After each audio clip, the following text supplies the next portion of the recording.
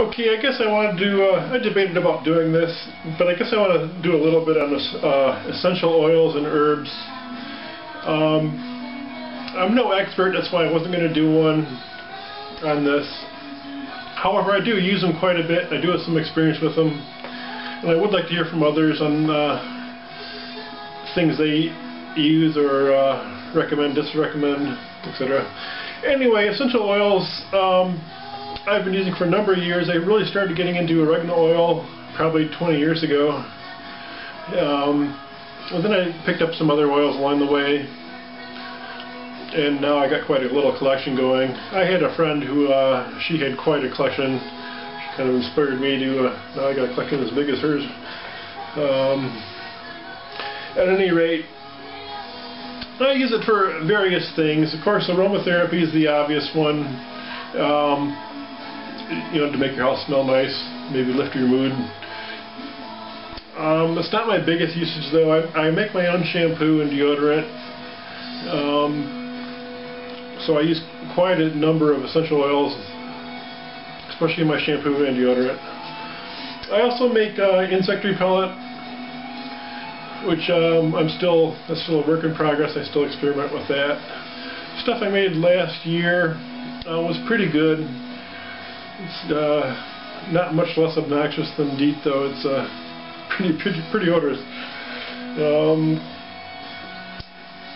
I use it in my place up north in the little heater packs, the little plug-in deodorants. I put a lot of peppermint oil into the packets, and that helps repel mice to a good degree. So shampoo, deodorant, insecticide, aromatherapy.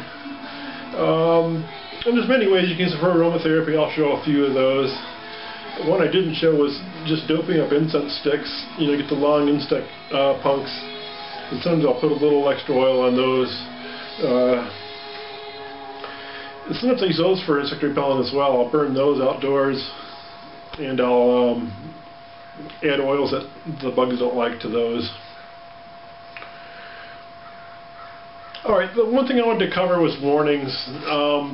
You shouldn't use these things without learning a little bit about them. Any oil you're going to use, you should do at least a cursory internet search on it and find out a little bit about it. Some oils, well, let me see, I'll go through it the way I wrote it here. The number one caution I'd give you is on pets. This is my own little theory. You know, you don't feed cows dead cows, or you get mad cow. You don't feed carnivores all kinds of vegetative compounds either. You have to be real careful. You know what kind of vegetative things you give to your dog or cat, and cats in particular. Cats or dogs, but cats in particular are. You should really just keep them away from essential oils in general. Many of these oils can do big harm to cats. They're, like I said, they're not built to be eating vegetables and dealing with these things. Humans are, you know, we've taken different paths in our evolution or whatever. So, number one, keep essential oils away from your pets. Don't dose your pets. Use little or none in their shampoo. Enough said. It can break down the red blood cells in cats. So any kind of herb or essential oil, be careful with. Do some research before you ever use it on a pet. Now, ditto for pregnancy. In particular, pennyroyal oil. I've been told by a herbologist who really knew her shit to keep pennyroyal away from anyone who's pregnant. It can cause miscarriages. So, and for any pregnant woman, I would strongly advise you to do your research. Keep away from oils that you haven't tried before. Do your research. The third major caution is burning, and I'm talking here about skin. A few oils, most notably oregano oil in its pure state, is a very, very strong oil. If you just dip a toothpick in the bottle and put it in your mouth, you'll be amazed how strong that stuff is. You'll be overwhelmed. And even on thin skin, if you spread oregano oil on thin skin, you would feel it burning you. Just like dealing with a real hot pepper oil or something, you treat oregano oil like it was a hot pepper oil. And there's other oils that'll burn too. That's probably the one that comes in the most. And I'll give an example about that later. And the last caution was just about fire. The citrus oils, tea tree oil, and what was the other one? Oh, lavender oil. Some of these oils have a pretty low, I forget the flash point or whatever they call it. Some of these oils, like the ones I just mentioned, you cannot be shipped by air. And if you were going to use them for aromatherapy in a heated dispenser, I would definitely be careful about them, not use them without monitoring them. So there is potentially a fire danger. You wouldn't drop lavender or tea tree oil on a hot light bulb in excess, and well, if you did, you'd be inviting trouble. Another suggestion with dealing with oils is to try one at a time. Try one new oil at a time. Make sure you're not allergic to it or have any other sensitivity to it.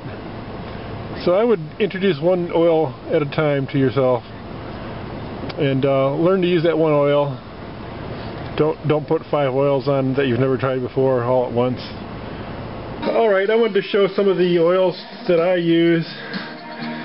Oils and other herbal goodies here. I use most of these in my shampoo and in my deodorant.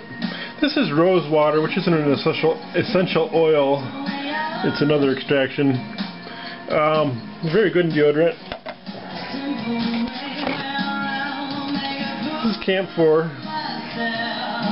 which, not to be confused with other similar words, is a evergreen type thing.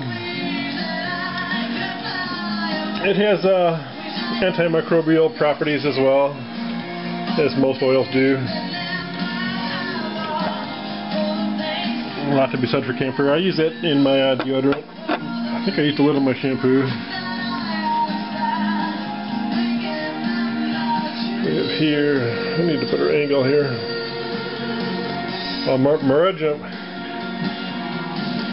Marjoram. I just love the smell of this stuff. It's a real common spice, easy to grow in your garden. I got it going wild in my garden, kind of taking over my garden.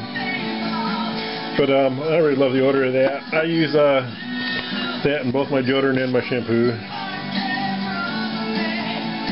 I believe this is spearmint. I've been getting into spearmint lately. I used to always use just peppermint. But spearmint's a little different. Well, it's a lot different. It's a real nice mint. I use that in both my deodorant and my there's another spearmint. And my shampoo. A little heavier in the deodorant. Now tea tree oil. This is probably tied with or second to oregano oil in terms of antimicrobial properties. Tea tree oil's got a lot of uses, a lot of adherents. A lot of people are really into it. You can find out a lot about it by doing a little research on it. But leave it to say it's very antimicrobial. Cedarwood oil is getting a lot of attention lately with the bed bug thing, because it's good at killing bed bugs when mixed with other dispersants or whatever.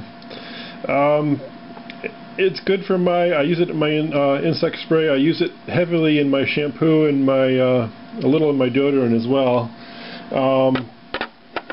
In those uses, it's very good for your skin. For your hair, it kind of helps thicken your hair a little. But it's gentle on the skin. It works on insects by making them molt faster. So they die from molting. Here's some old spearmint. I guess I'm stocked up in spearmint. Patchouli. A real nice scent. Gets a lot of hate from the right-wingers. So I guess it was big in the 60s. But patchouli, I use very sparingly in my shampoo and in my deodorant, simply because a little goes a long way. Even a drop or a couple drops. Oil of oregano is one of my favorites. Now, this is Puritan Pride's oil of oregano. Did I talk to him on the phone, or did I think I wrote him email, asked him, because they wouldn't say if it was diluted or not, and he said no, it's undiluted pure oregano oil. Well, I bought 2 of these damn things. One I haven't even unwrapped yet, and as soon as I opened them, I could tell they were probably 8-to-1 olive oil. Very weak. Now here's the Now brand oregano oil, and this is the one I use the most. So you probably noticed I use Now brand for just about everything, simply because they got the best price and good quality. You can get a whole ounce in their bottles here, instead of a half ounce from other brands. And recently they started selling this in a dilute form and in the concentrate form. And like I said before, you have to be really careful with oil of oregano if you're using it full strength. Rosemary oil, I use a little bit in my shampoo and my deodorant, not too much in my deodorant. But rosemary oil, if you're going to use oregano internally, under dilution of course, rosemary oil along with oregano oil helps the oregano oil get through the body's barriers, so to speak. It helps get it into the cells if you're into an antimicrobial for internal usage. Juniper berry is another, obviously another evergreen oil. This has got a real nice scent to it as well. I use it in my shampoo and especially in my deodorant, and probably in my insect spray if I had some up north too. I just tried this frankincense oil recently. It's neat. It's got a real nice scent. A little bit in my shampoo and deodorant. Oregano, rosemary. I got backups on some of this stuff. Juniper berry. Big thing of peppermint oil, because I use peppermint oil quite a bit in my shampoo. I use it in my place up north to keep keep rodents away. I use it in my little I'll show you a short picture of that when I add some pictures from there. The little plug-ins that warm up a little plastic envelope, I end up refilling it with mostly with I use some other oils too, but mostly peppermint oil. And here I've got ginger oil. I use a little bit of that in my both in my shampoo and my deodorant. Rosemary. Orange oil. This is kind of what you'd expect it to be, orange oil. Citrus oil. So it's nice. I use it very sparingly. Wintergreen. It's actually a salicylic.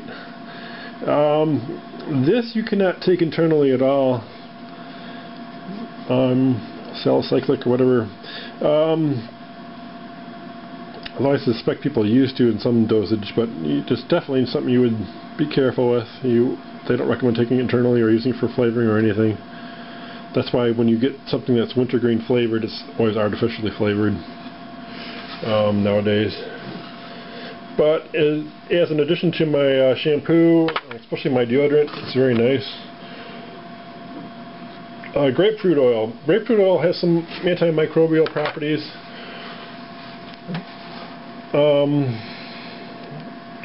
It's actually good in the nasal spray, a drop or 2, along with a saline solution or whatever else. I bought Now's brand of nasal stuff, and I added a drop of grapefruit oil to make it more like the X-Clear brand. So it has xylitol and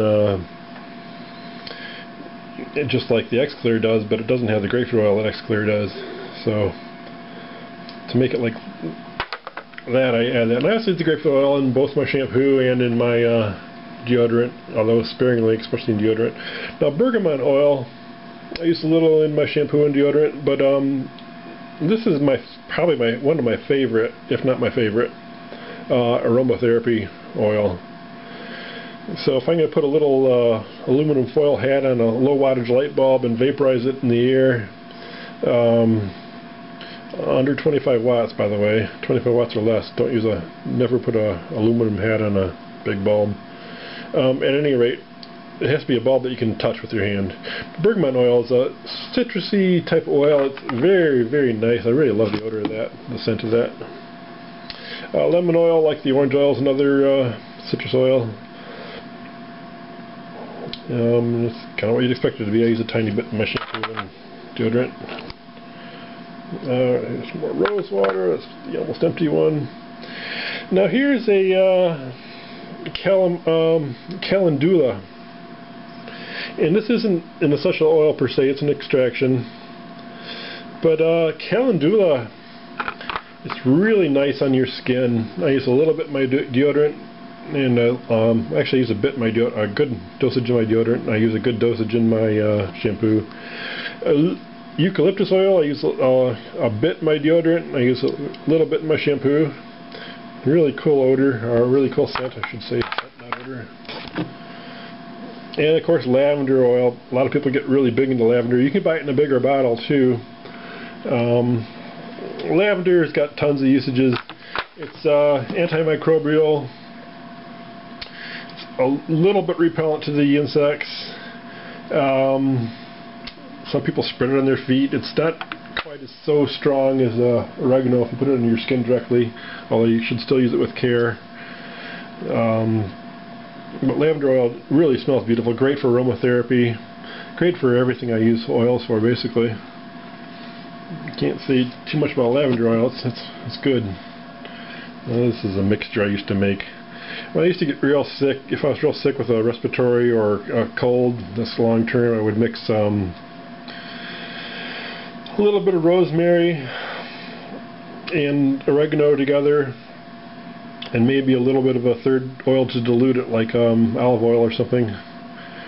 Dilute just a little bit, and then I would drop this with the dropper into empty capsules and fill capsules with it.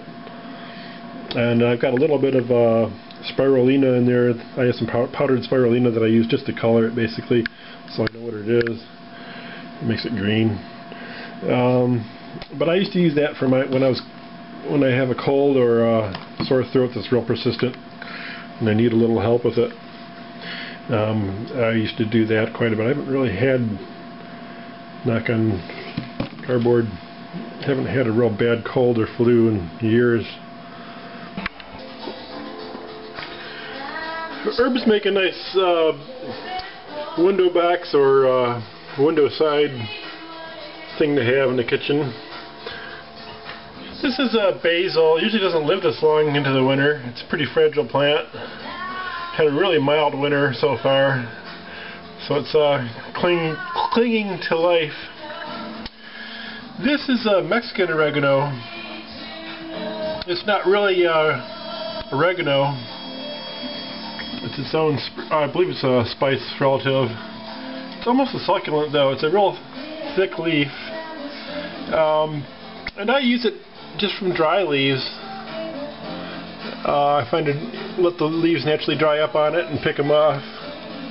And if you just crush them up and sprinkle them over food or whatever you're going to do with them, it's a really neat odor. Really nice scent. Not much like oregano, but it's a real neat herb, and it's very hardy. You can grow it from cuttings. When it gets a little bit spindly and weak, you just make cuttings and put it in water, and you got new plants in no time. At any rate, I've heard some oregano manufacturers claim that their essential oil is made out of real oregano, not Mexican oregano. I've never actually found essential oil made from Mexican oregano as claimed by some. If I could find it and it was cheap, I'd probably buy it, not as a substitute for oregano, but as another interesting essential oil. It's a real neat plant. For bug repellent, I find a spray bottle like this. It's got a real good atomizing sprayer. And I haven't perfected this yet. I use stuff like peppermint oil, cedarwood oil. This is some citronella oil, This is pennyroyal oil. I may also add some juniper berry oil to it too. Maybe some others. I'm still playing with the formula for this, what works best with this stuff. It seems to be marginally effective. It's pretty odious though. My usual blends. And then I want to experiment. I need a different base too. Not just alcohol or something like that. I need to figure out some better base. I usually put a little of oregano oil in as well, not much. Oregano oil is a whole subject in itself. It's actually the first oil I really got into using. If you get undiluted oregano oil though, you really need to be careful with it. It can really burn you. It's a very hot oil. If you put a little bit on a toothpick and put the toothpick in your mouth, you'll definitely know that it's a very hot oil. Therefore, a lot of times they sell it diluted, which kind of makes it useless for aromatherapy and really for most things. A lot of times it's diluted like 8-to-1 or even more with usually olive oil. And then it simply isn't very good for vaporizing anymore. Now is one of the few brands that'll sell you uncut, undiluted, high quality oregano oil at a reasonable cost. But be forewarned with this one. Make sure it's in a well marked bottle. At one point I was using this product called Neutralizer, which is just a real mild liquid soap. It's not even really soapy, but you can put it in your eye. And I also had an eyedropper with oregano oil in it. And one day I grabbed the wrong bottle. That was one of the most painful experiences of my life. And it took weeks to heal, losing layers of skin around my eye and everything else. It was just a incredible, painful mistake. So if you're going to use oregano oil, be forewarned, be very careful with it. Don't put it in unlabeled bottles. Don't let other people play with it. Even on thin skin it'll burn. A drop in your mouth, you'll be howling. It's very hot oil. But it's a very useful oil. It's antifungal, antiviral, it's said to be, antibacterial. For aromatherapy, it'll help clean the air in a room, disinfect the air in the room possibly to a degree. It's a very good oil, but it's a very powerful oil. It needs to be respected. One way of doing aromatherapy is with fans. This one needs cleaning again already. I'm putting a little oregano oil on it. Another method I use is to reuse these little heater packs I plug in the wall. And instead of always buying the cartridges for them, this one-handed. Keep a little straw with them, cut like so. And these little packets, I just refresh them a little bit. A little straw. I have a little slice cut in the top of the membrane. And then I'll drip some oil in there. I use a lot of peppermint oil in these. Keep the rodents out of the house. In the garage I use a few drops of pennyroyal oil as well. Keeps spiders and bugs out. I don't really like pennyroyal in my house though. In the house I use different odors, but mostly I use the peppermint oil, maybe spearmint, and maybe some oregano. Or lavender oil is a real good one too. Another aromatherapy method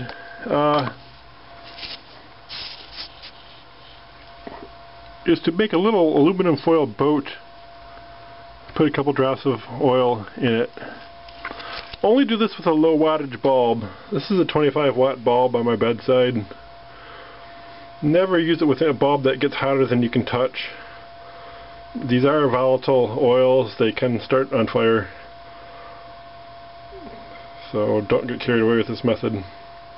But a little aluminum foil boat on top of a low wattage light bulb, that's a nice little way to do it. I really don't know much about aromatherapy.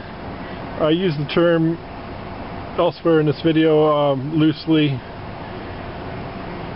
You might want to check some other videos out for that information. But I'm just using it for odor control.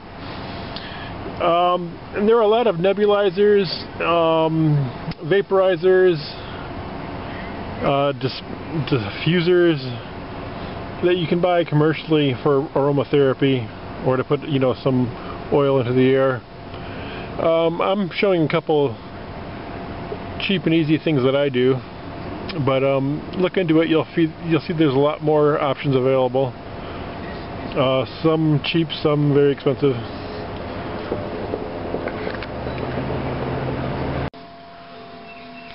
So, do your research on these oils. I do want to promote you to explore them, though, and I use for quite a bunch of different things, and I'll clip some other clips onto this clip, explaining a few of them. And if anybody, I would like to hear some feedback. If anybody uses oils for particular uses, likes particular oils that I haven't mentioned, I'd love to hear about them. If you have any other cautions, I'd like to hear about them. Music in the background on this video is all from Botany Bay, which you can find on YouTube under Steph. Let's see, STEPHUBIK.